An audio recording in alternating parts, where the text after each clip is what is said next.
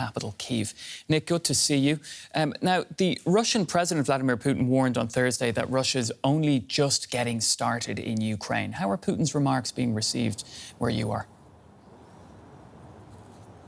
Well, there's not a lot of official reaction. A presidential advisor reacted to Putin's statement that Western powers were ready to fight Russia down to the last Ukrainian by saying there are no Western forces in Ukraine. There are only Russian army soldiers in this country. So not much of a reaction. But listen, we've been talking to people here. I'm standing outside of St. Michael's Monastery, which is an historic place in the Ukrainian capital, and I'm surrounded by vehicles which were destroyed by the Ukrainian army, so Russian tanks and armor. And we asked people what they thought about Putin's statement. And one man said something particularly interesting. He said, this is a message for the Russian people so that they know that the conflict is ongoing, that Russia is strong and Russia will conquer, in part to make people forget how things went very poorly in the beginning when Russia actually tried to take the capital, including this monastery and all of the lands around it, and failed and was repelled. And the second part of the message, he said, and I think this is true, is it's a message to Western powers that Vladimir Putin's resolve is in no way flagging. Now, the Russians have eased off on their offensive in the Donbass since capturing Lysychansk. Why is that, Nick?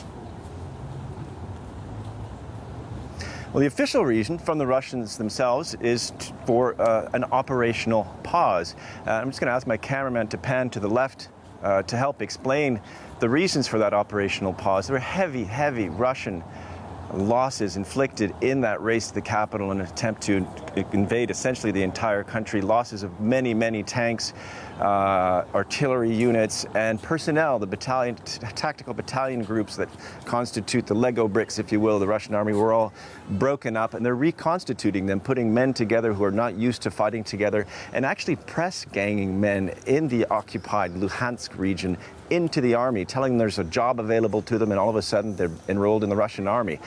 So that's what the operational pause is all about. It's about basically reconstituting their forces in order to continue their attacks and the invasion.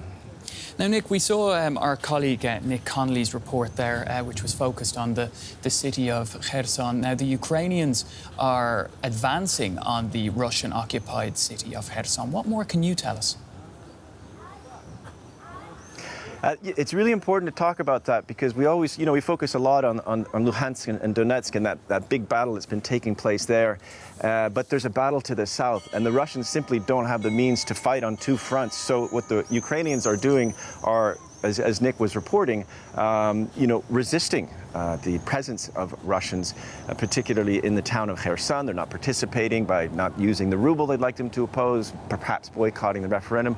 And there's also partisans, so an underground that is blowing up railway tracks, railway bridges, armored railroad cars carrying ammunition, doing all kinds of things we're probably only hearing a little part of in order to push back. Meanwhile, the Ukrainian troops are shelling and slowly advancing. They're within about 20 kilometers of Kherson city itself.